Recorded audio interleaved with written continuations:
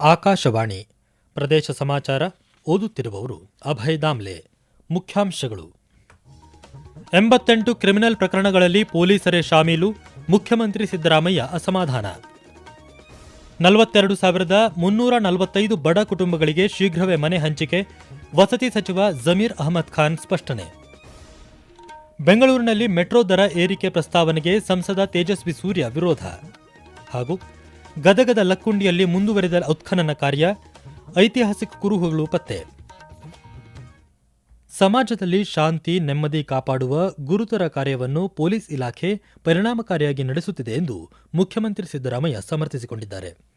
ಬೆಂಗಳೂರಿನಲ್ಲಿಂದು ಪೊಲೀಸ್ ಅಧಿಕಾರಿಗಳ ವಾರ್ಷಿಕ ಸಮ್ಮೇಳನ ಉದ್ಘಾಟಿಸಿ ಮಾತನಾಡಿದ ಅವರು, ತಹಶೀಲ್ದಾರ್ ಹಾಗೂ ಪೊಲೀಸ್ ಇನ್ಸ್ಪೆಕ್ಟರ್ ಸಮರ್ಪಕವಾಗಿ ಕರ್ತವ್ಯ ನಿರ್ವಹಿಸಿದರೆ ಜನರು ನೆಮ್ಮದಿಯಿಂದ ಇರಲು ಸಾಧ್ಯ. ಕೊಲೆ, ಸುಲಿಗೆ, ದರೋಡೆ ಪ್ರಕರಣಗಳ ಸಂಖ್ಯೆ ಕಡಿಮೆಯಾಗಿದ್ದು, ಸೈಬರ್ ಅಪರಾಧ, ಮಾದಕ ವ್ಯಸನಗಳ ಚಟುವಟಿಕೆಗಳು ಹೆಚ್ಚಾಗಿವೆ. ಅದನ್ನು ಮಟ್ಟ ಹಾಕಲು ಪೊಲೀಸ್ ಇಲಾಖೆ ಮುಂದಾಗುವಂತೆ ಕರೆ ನೀಡಿದ್ದಾರೆ. ಕಳೆದ ಸಾಲಿನಲ್ಲಿ 88 ಕ್ರಿಮಿನಲ್ ಪ್ರಕರಣಗಳಲ್ಲಿ ಪೊಲೀಸರೇ ಭಾಗಿಯಾಗಿರುವುದು ನಾಚಿಕೆಗೇಡಿನ ವಿಷಯ ಎಂದು ಅಸಮಾಧಾನ ವ್ಯಕ್ತಪಡಿಸಿದ್ದಾರೆ. ಕೊಳಗೇರಿ ಅಭಿವೃದ್ಧಿ ಮಂಡಳಿ ವತಿಯಿಂದ ಇದೇ 24ರಂದು 42,345 ಬಡ ಕುಟುಂಬಗಳಿಗೆ ಮನೆ ಹಂಚಿಕೆ ಮಾಡಲಾಗುವುದು ಎಂದು ವಸತಿ ಸಚಿವ ಬಿಜೆಡ್ ಜಮೀರ್ ಅಹಮದ್ ಖಾನ್ ತಿಳಿಸಿದ್ದಾರೆ. ಹುಬ್ಬಳ್ಳಿಯಲ್ಲಿಂದು ಸುದ್ದಿಗಾರರೊಂದಿಗೆ ಮಾತನಾಡಿದ ಅವರು, ಇದೇ 24ರಂದು ಕಾರ್ಯಕ್ರಮ ಆಯೋಜಿಸಲಾಗಿದೆ. ಈಗಾಗಲೇ ಮೊದಲ ಹಂತದಲ್ಲಿ 36,789 ಮನೆಗಳನ್ನು ವಿತರಿಸಲಾಗಿದೆ. ಎರಡನೇ ಹಂತದಲ್ಲಿ 42,345 ಮನೆಗಳನ್ನು ಹಂಚಿಕೆ ಮಾಡಲಾಗುತ್ತಿದೆ. ಮೂರನೇ ಹಂತದಲ್ಲಿ ಸುಮಾರು 30,000 ಮನೆಗಳನ್ನು ಹಂಚಿಕೆ ಮಾಡುವ ಗುರಿ ಹೊಂದಲಾಗಿದೆ ಎಂದು ಸ್ಪಷ್ಟಪಡಿಸಿದ್ದಾರೆ. ಮೂರನೇ ಹಂತದ ಮನೆಗಳನ್ನು ಏಪ್ರಿಲ್-ಮೇ ತಿಂಗಳಲ್ಲಿ ವಿತರಿಸಲಾಗುವುದು. ಈಗ ನೀಡುತ್ತಿರುವ ಮನೆಗಳ ಪೈಕಿ ಹುಬ್ಬಳ್ಳಿಯಲ್ಲಿ 1,008 ಸೇರಿ ಧಾರವಾಡ ಜಿಲ್ಲೆಯಲ್ಲಿ 2,767 ಮನೆ ಹಂಚಿಕೆ ಮಾಡಲಾಗುತ್ತಿದೆ ಎಂದು ಅವರು ಹೇಳಿದ್ದಾರೆ. ಇದೇ ತಿಂಗಳು 24ನೇ ತಾರೀಕಿಗೆ ಮನೆ ಹಂಚಕ ಕಾರ್ಯಕ್ರಮಕ್ಕೆ ಪ್ರೆಸ್ ಮೀಟ್ ಅನ್ನು ಕರೆದಿರೋ ತಮಗೆಲ್ಲ ಗೊತ್ತಿರೋ ವಿಚಾರ. ಹಾಗಾಗಿ ಟೋಟಲ್ ಇಡೀ ರಾಜ್ಯದಲ್ಲಿ 1,80,253 ಮನೆಗಳು ಹಿಂದಿನ ಸರ್ಕಾರದಲ್ಲಿನೇ ಸಿದ್ದರಾಮಯ್ಯ ಸಾಹೇಬರು ಮುಖ್ಯಮಂತ್ರಿ ಇರುವಾಗ 1,80,253 ಮನೆಗಳು ಸ್ಯಾಂಕ್ಷನ್ ಮಾಡಿದ್ರು. 15, 16, 17, 18 ಸ್ಯಾಂಕ್ಷನ್ ಮಾಡಿದ್ರು. ಅದಾದಮೇಲೆ ಸಮ್ಮಿಶ್ರ ಸರ್ಕಾರ ಬಂತು. ಕುಮಾರಸ್ವಾಮಿ ಅವರು 1.5 ವರ್ಷ ಮುಖ್ಯಮಂತ್ರಿ ಆಗಿದ್ರು. ಯಡಿಯೂರಪ್ಪ ಅವರು 2 ವರ್ಷ ಮುಖ್ಯಮಂತ್ರಿ ಆಗಿದ್ರು. ಬಸವರಾಜ ಬೊಮ್ಮಾಯಿ ಅವರು 2 ವರ್ಷ ಮುಖ್ಯಮಂತ್ರಿ ಆಗಿದ್ರು. ಒಂದು ಮನೆಯೂ ಸ್ಯಾಂಕ್ಷನ್ ಮಾಡಿಲ್ಲ, ಒಂದು ಮನೆಯೂ ಕೊಡಕ್ಕೆ ಸಾಧ್ಯ ಆಗಿಲ್ಲ. ಬೆಂಗಳೂರು ಮೆಟ್ರೋ ರೈಲು ನಿಗಮ ಲಿಮಿಟೆಡ್ನ ಮೆಟ್ರೋ ದರ ಏರಿಕೆ ಪ್ರಸ್ತಾವನೆಯನ್ನು ಸಂಸದ ತೇಜಸ್ವಿ ಸೂರ್ಯ ವಿರೋಧಿಸಿದ್ದಾರೆ. ಬೆಂಗಳೂರಿನಲ್ಲಿಂದು ಸುದ್ದಿಗಾರರೊಂದಿಗೆ ಮಾತನಾಡಿದ ಅವರು, 5% ಹೆಚ್ಚಿಸುವ ಬಿಎಂಆರ್ಸಿಎಲ್ ನಿರ್ಧಾರ ಸ್ವೀಕಾರಾರ್ಹವಲ್ಲ ಎಂದು ಹೇಳಿದ್ದಾರೆ. ದರ ಏರಿಕೆ ಖಂಡಿಸಿ ಪ್ರತಿಭಟನೆಯ ಎಚ್ಚರಿಕೆ ನೀಡಿದ್ದಾರೆ. ಬೆಂಗಳೂರು ಮೆಟ್ರೋ ಈಗ ದೇಶದ ಅತ್ಯಂತ ದುಬಾರಿ ಮೆಟ್ರೋ ಆಗಿದೆ. ರಾಜ್ಯ ಸರ್ಕಾರ ಮತ್ತು ಬಿಎಂಆರ್ಸಿಎಲ್ ಜನರ ಮೇಲೆ ಶೋಷಣೆ ನಡೆಸುತ್ತಿವೆ ಎಂದು ದೂರಿದ್ದಾರೆ. ವೈಚಾರಿಕತೆ ಮತ್ತು ವೈಜ್ಞಾನಿಕತೆಯಿಂದ ಕೂಡಿದ ವಿಚಾರಗಳ ಮೂಲಕ ದೇಶದ ಜನರನ್ನು ಸಿದ್ಧಗೊಳಿಸಬೇಕು ಎಂದು ಸಮಾಜ ಕಲ್ಯಾಣ ಹಾಗೂ ಮೈಸೂರು ಜಿಲ್ಲಾ ಉಸ್ತುವಾರಿ ಸಚಿವ ಡಾ ಎಚ್.ಸಿ. ಮಹದೇವಪ್ಪ ತಿಳಿಸಿದ್ದಾರೆ. 2026ರ ಬಹುರೂಪಿ ರಾಷ್ಟ್ರೀಯ ನಾಟಕೋತ್ಸವದ ಬಹುರೂಪಿ ಬಾಬಾ ಸಾಹೇಬ್ ಸಮತೆಯೆಡೆಗೆ ನಡಿಗೆ ಎಂಬ 2 ದಿನಗಳ ರಾಷ್ಟ್ರೀಯ ವಿಚಾರ ಸಂಕಿರಣದ ಕಾರ್ಯಕ್ರಮದಲ್ಲಿ ಮಾತನಾಡಿದ ಅವರು, ಸ್ವಾತಂತ್ರ್ಯ ಬಂದು 79 ವರ್ಷವಾದರೂ ಇನ್ನೂ ಸಾಮಾಜಿಕ ಬಹಿಷ್ಕಾರ ಹಾಗೂ ಮರ್ಯಾದಾ ಹತ್ಯೆ ನಡೆಯುತ್ತಲಿವೆ. ಇದಕ್ಕಾಗಿಯೇ ಒಂದು ಕಾಯ್ದೆ ಮಾಡಬೇಕಾಗಿದೆ ಎಂದು ಪ್ರತಿಪಾದಿಸಿದ್ದಾರೆ. ವಿಧಾನ ಪರಿಷತ್ ಸದಸ್ಯ ಡಾ ಕೆ. ಶಿವಕುಮಾರ್ ಮಾತನಾಡಿ, ಜಾತಿ ವ್ಯವಸ್ಥೆಯನ್ನು ಸಂಪೂರ್ಣವಾಗಿ ಕೊನೆಗೊಳಿಸುವ ಕಡೆ ಚಿಂತಿಸಬೇಕು. ಆಗ ಮಾತ್ರ ಸಮಾಜದಲ್ಲಿ ಶಾಂತಿ ನೆಮ್ಮದಿ ನೆಲೆಯಲು ಸಾಧ್ಯ ಎಂದು ಅಭಿಪ್ರಾಯಪಟ್ಟಿದ್ದಾರೆ. ಕೇಂದ್ರ ಪುರಸ್ಕೃತ ಯೋಜನೆಯಡಿ ಬಿಡುಗಡೆಯಾಗುವ ಅನುದಾನವನ್ನು ಸಮರ್ಪಕವಾಗಿ ಬಳಸಿಕೊಂಡು ಗುಣಮಟ್ಟದ ಕಾಮಗಾರಿ ಕೈಗೊಂಡು ನಿಗದಿತ ಕಾಲಾವಧಿಯೊಳಗೆ ಪೂರ್ಣಗೊಳಿಸಬೇಕು ಎಂದು ಸಂಸದ ರಮೇಶ್ ಜಿಗಜಿಣಗಿ ಸೂಚಿಸಿದ್ದಾರೆ. ವಿಜಯಪುರದಲ್ಲಿ ನಡೆದ ಕೇಂದ್ರ ಸರ್ಕಾರದ ವಿವಿಧ ಯೋಜನೆಗಳ 3ನೇ ತ್ರೈಮಾಸಿಕ ದಿಶಾ ಪ್ರಗತಿ ಪರಿಶೀಲನಾ ಸಭೆಯ ಅಧ್ಯಕ್ಷತೆ ವಹಿಸಿ ಮಾತನಾಡಿದ ಅವರು, ಸ್ವಚ್ಛ ಭಾರತ್ ಮಿಷನ್ ಯೋಜನೆಯಡಿ ವೈಯಕ್ತಿಕ ಶೌಚಾಲಯ 92% ಪ್ರಗತಿ ಸಾಧಿಸಲಾಗಿದೆ ಎಂದು ತಿಳಿಸಿದ್ದಾರೆ. ಪ್ರಸಕ್ತ ಸಾಲಿನ ಕನಿಷ್ಠ ಬೆಂಬಲ ಬೆಲೆ ಯೋಜನೆಯಡಿ ಕೇಂದ್ರ ಸರ್ಕಾರ ನಿಗದಿಪಡಿಸಿರುವ ಮಾನದಂಡಗಳನ್ವಯ ಎಫ್ಎಕ್ಯೂ ಗುಣಮಟ್ಟದ ಆಹಾರ ಧಾನ್ಯ ಖರೀದಿ ಪ್ರಮಾಣ ಮತ್ತು ದರ ನಿಗದಿಪಡಿಸಿ ಮುಂಗಾರು ಋತುವಿನಲ್ಲಿ ಬಿಳಿ ಜೋಳ ರೈತರಿಂದ ನೇರವಾಗಿ ಖರೀದಿಸಲಾಗುತ್ತದೆ ಎಂದು ವಿಜಯನಗರ ಜಿಲ್ಲಾಧಿಕಾರಿ ಕವಿತಾ ಎಸ್ ಮನ್ನಿಕೇರಿ ತಿಳಿಸಿದ್ದಾರೆ.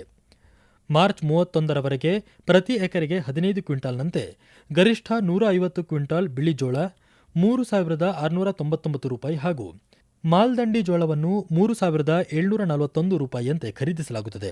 ಜಿಲ್ಲೆಯ ವಿವಿಧ ತಾಲೂಕುಗಳಲ್ಲಿ ಎಪಿಎಂಸಿ ಯಾರ್ಡ್ ಮತ್ತು ಕೃಷಿ ಪತ್ತಿನ ಸಹಕಾರಿ ಸಂಘಗಳಲ್ಲಿ ಖರೀದಿ ಕೇಂದ್ರಗಳನ್ನು ಆರಂಭಿಸಲಾಗಿದ್ದು, ಎಲ್ಲ ರೈತರು ಸದುಪಯೋಗಪಡಿಸಿಕೊಳ್ಳಬೇಕೆಂದು ಪ್ರಕಟಣೆಯಲ್ಲಿ ತಿಳಿಸಿದ್ದಾರೆ. ಪ್ರದೇಶ ಸಮಾಚಾರ ಕೇಳುತ್ತಿದ್ದೀರಿ.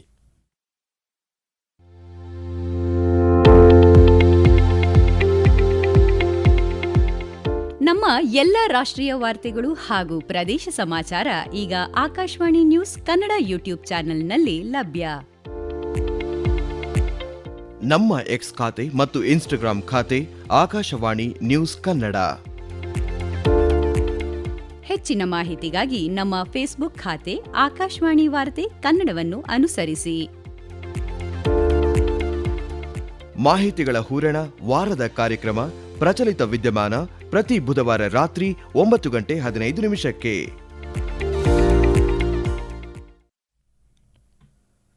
ಗದಗ ಜಿಲ್ಲೆಯ ಲಕ್ಕುಂಡಿ ಗ್ರಾಮದ ಕೋಟೆ ವೀರಭದ್ರೇಶ್ವರ ದೇವಸ್ಥಾನದ ಬಳಿ ನಡೆಯುತ್ತಿರುವ ಉತ್ಖನನ ಕಾರ್ಯ 2ನೇ ದಿನವಾದ ಇಂದು ಕೂಡ ನಡೆಯಿತು. ಇದೇ 10ರಂದು ಮನೆ ನಿರ್ಮಾಣಕ್ಕಾಗಿ ಅಡಿಪಾಯ ಹಾಕುತ್ತಿರುವ ಸಂದರ್ಭದಲ್ಲಿ 466 ಗ್ರಾಂ ಚಿನ್ನದ ವಿವಿಧ ಆಭರಣಗಳು ಪತ್ತೆಯಾದ ಹಿನ್ನೆಲೆಯಲ್ಲಿ ಗದಗ ಜಿಲ್ಲಾಡಳಿತ, ಭಾರತೀಯ ಪುರಾತತ್ವ ಇಲಾಖೆ ಮತ್ತು ಲಕ್ಕುಂಡಿ ಅಭಿವೃದ್ಧಿ ಪ್ರಾಧಿಕಾರದ ವತಿಯಿಂದ ಉತ್ಖನನ ಕಾರ್ಯ ಆರಂಭಿಸಲಾಗಿದೆ. ಈ ವೇಳೆ ಕೆಲವೊಂದು ಪುರಾತತ್ವ ವಸ್ತುಗಳು ಮತ್ತು ಮಣ್ಣಿನ ಮಡಿಕೆ ಚೂರುಗಳು ಪತ್ತೆಯಾಗಿವೆ. ಉತ್ಖನನ ಕಾರ್ಯ ಪೂರ್ಣಗೊಳ್ಳದ ಹೊರತು ದೊರೆತ ವಸ್ತುಗಳ ಕುರಿತು ಸಂಪೂರ್ಣ ಮಾಹಿತಿ ಹೇಳಲು ಆಗುವುದಿಲ್ಲ ಎಂದು ಲಕ್ಕುಂಡಿ ಅಭಿವೃದ್ಧಿ ಪ್ರಾಧಿಕಾರದ ಆಯುಕ್ತ ಶರಣು ಗೋಗೇರಿ ತಿಳಿಸಿದ್ದಾರೆ. ಮತದಾರರ ಪಟ್ಟಿ ಪರಿಷ್ಕರಣೆಯನ್ನು ಎಚ್ಚರಿಕೆಯಿಂದ ಕೈಗೊಳ್ಳಬೇಕೆಂದು ದಾವಣಗೆರೆ ದಕ್ಷಿಣ ಮತದಾರರ ಪಟ್ಟಿ ವಿಶೇಷ ವೀಕ್ಷಕ ಡಾ ಶಮ್ಲಾ ಇಕ್ಬಾಲ್ ಸೂಚನೆ ನೀಡಿದ್ದಾರೆ. ವಿವಿಧ ರಾಜಕೀಯ ಪಕ್ಷಗಳ ಮುಖಂಡರೊಂದಿಗೆ ನಡೆದ ದಾವಣಗೆರೆ ದಕ್ಷಿಣ ವಿಧಾನಸಭಾ ಕ್ಷೇತ್ರದ ಭಾವಚಿತ್ರವಿರುವ ಮತದಾರರ ಪಟ್ಟಿಯ ವಿಶೇಷ ಪರಿಷ್ಕರಣೆ ಕಾರ್ಯದ ಪ್ರಗತಿ ಪರಿಶೀಲನಾ ಸಭೆಯಲ್ಲಿ ಮಾತನಾಡಿದ ಅವರು, ಹೊಸ ಮತದಾರರ ಸೇರ್ಪಡೆಗೆ ಕಾಲೇಜುಗಳಲ್ಲಿ ಜಾಗೃತಿ ಮೂಡಿಸುವಂತೆ ಸಲಹೆ ನೀಡಿದ್ದಾರೆ. ಗ್ಯಾರಂಟಿ ಯೋಜನೆಯು ರಾಜ್ಯದ ಬಡವರು, ಮಹಿಳೆಯರು ಮತ್ತು ಯುವ ಜನರ ಆರ್ಥಿಕ, ಸಾಮಾಜಿಕ, ಶೈಕ್ಷಣಿಕ ಅಭಿವೃದ್ಧಿಗೆ ಸಹಕಾರಿಯಾಗಿದೆ ಎಂದು ಗ್ಯಾರಂಟಿ ಯೋಜನೆಗಳ ರಾಜ್ಯ ಉಪಾಧ್ಯಕ್ಷ ಎಸ್ಆರ್ ಮೆಹರೋಜ್ ಖಾನ್ ತಿಳಿಸಿದ್ದಾರೆ. ಮಡಿಕೇರಿಯಲ್ಲಿಂದು ಸುದ್ದಿಗಾರರೊಂದಿಗೆ ಸಂವಾದ ಕಾರ್ಯಕ್ರಮದಲ್ಲಿ ಮಾತನಾಡಿದ ಅವರು, 5 ಗ್ಯಾರಂಟಿ ಯೋಜನೆ ಜಾರಿಯಿಂದ 24% ಜಿಡಿಪಿ ದರ ಹೆಚ್ಚಳವಾಗಿದೆ ಎಂದು ಸಮರ್ಥಿಸಿಕೊಂಡಿದ್ದಾರೆ. ಚಾಳುಕ್ಯ ಉತ್ಸವ 2026ರ ಅಂಗವಾಗಿ ಚಾಳುಕ್ಯರ ಗತವೈಭವವನ್ನು ಸಾರುವ ನಿಟ್ಟಿನಲ್ಲಿ ಹಮ್ಮಿಕೊಂಡ ಚಾಳುಕ್ಯ ರಥಯಾತ್ರೆಗೆ ಬಾದಾಮಿ ಶಾಸಕ ಭೀಮಸೇನ ಚಿಮ್ಮನಕಟಿ ಇಂದು ಚಾಲನೆ ನೀಡಿದರು. ರಾಮನಗರ ಜಿಲ್ಲೆಯ ಎಲ್ಲ ಅಸಂಘಟಿತ ವಲಯ ಕಾರ್ಮಿಕರಿಗೆ ಪಿಂಚಣಿ ಯೋಜನೆ ಜಾರಿಗೊಳಿಸುವ ನಿಟ್ಟಿನಲ್ಲಿ ನಗರ ಪ್ರದೇಶಗಳಲ್ಲಿ 2026ರ ಫೆಬ್ರವರಿ 16ರವರೆಗೆ ಹಾಗೂ ಗ್ರಾಮೀಣ ಪ್ರದೇಶಗಳಲ್ಲಿ ಫೆಬ್ರವರಿ 16ರಿಂದ ಮಾರ್ಚ್ 15ರವರೆಗೆ ಪ್ರಧಾನಮಂತ್ರಿ ಶ್ರಮಯೋಗಿ ಮಾನ್ಧನ್ ಪಿಂಚಣಿ ಯೋಜನೆಯಡಿ ಕಾರ್ಮಿಕರನ್ನು ನೋಂದಾಯಿಸಲು ವಿಶೇಷ ನೋಂದಣಿ ಅಭಿಯಾನ ಶಿಬಿರ ಆಯೋಜಿಸಲಾಗಿದೆ. ಕರ್ನಾಟಕ ಕ್ರೀಡಾಕೂಟದ ಪುರುಷರ ಫುಟ್ಬಾಲ್ನಲ್ಲಿ ಕೊಡಗು ಮತ್ತು ಉತ್ತರ ಕನ್ನಡ ತಂಡಗಳು ಎ ಗುಂಪಿನಿಂದ ಸೆಮಿಫೈನಲ್ ಪ್ರವೇಶಿಸಿವೆ. ಬಿ ಗುಂಪಿನಲ್ಲಿ ಮೈಸೂರು ತಂಡ 8-0 ಗೋಲುಗಳಿಂದ ದಾವಣಗೆರೆ ತಂಡವನ್ನು ಸೋಲಿಸಿ ಮುನ್ನಡೆ ಸಾಧಿಸಿದೆ. ಮಹಿಳೆಯರ ಫಾಯಿಲ್ ಫೆನ್ಸಿಂಗ್ ಸ್ಪರ್ಧೆಯಲ್ಲಿ ಬೆಂಗಳೂರು ಗ್ರಾಮಾಂತರದ ಸೈಯದಾ ಇಫ್ತಾಖರ್ ಬಾನು ಸ್ವರ್ಣ ಪದಕ ಗೆದ್ದುಕೊಂಡಿದ್ದಾರೆ. ಮಹಿಳೆಯರ ಸೇಬರ್ ಫೆನ್ಸಿಂಗ್ನಲ್ಲಿ ಬೆಂಗಳೂರು ನಗರದ ದೀಕ್ಷಾ ಎಲ್ ಗೌಡ ಬಂಗಾರದ ಪದಕ ಗೆದ್ದಿದ್ದಾರೆ. ಪುರುಷರ ಫಾಯಿಲ್ ಫೆನ್ಸಿಂಗ್ನಲ್ಲಿ ಸೈಯದ್ ಬಹುದ್ದೀನ್ ಚಿನ್ನಕ್ಕೆ ಮುತ್ತಿಕ್ಕಿದ್ದಾರೆ. ಕೊನೆಯಲ್ಲಿ ಮತ್ತೊಮ್ಮೆ ಮುಖ್ಯಾಂಶಗಳು. 88 ಕ್ರಿಮಿನಲ್ ಪ್ರಕರಣಗಳಲ್ಲಿ ಪೊಲೀಸರೇ ಶಾಮೀಲು, ಮುಖ್ಯಮಂತ್ರಿ ಸಿದ್ದರಾಮಯ್ಯ ಅಸಮಾಧಾನ. 42,345 ಬಡ ಕುಟುಂಬಗಳಿಗೆ ಶೀಘ್ರವೇ ಮನೆ ಹಂಚಿಕೆ, ವಸತಿ ಸಚಿವ ಜಮೀರ್ ಅಹಮದ್ ಖಾನ್ ಸ್ಪಷ್ಟನೆ. ಬೆಂಗಳೂರಿನಲ್ಲಿ ಮೆಟ್ರೋ ದರ ಏರಿಕೆ ಪ್ರಸ್ತಾವನೆಗೆ ಸಂಸದ ತೇಜಸ್ವಿ ಸೂರ್ಯ ವಿರೋಧ. ಹಾಗೂ ಗದಗದ ಲಕ್ಕುಂಡಿಯಲ್ಲಿ ಮುಂದುವರೆದ ಉತ್ಖನನ ಕಾರ್ಯ, ಐತಿಹಾಸಿಕ ಕುರುಹುಗಳು ಪತ್ತೆ. ಇಲ್ಲಿಗೆ ಪ್ರದೇಶ ಸಮಾಚಾರ ಮುಗಿಯಿತು. ನಮ್ಮ ಮುಂದಿನ ವಾರ್ತಾ ಪ್ರಸಾರ 7:35 ನಿಮಿಷಕ್ಕೆ.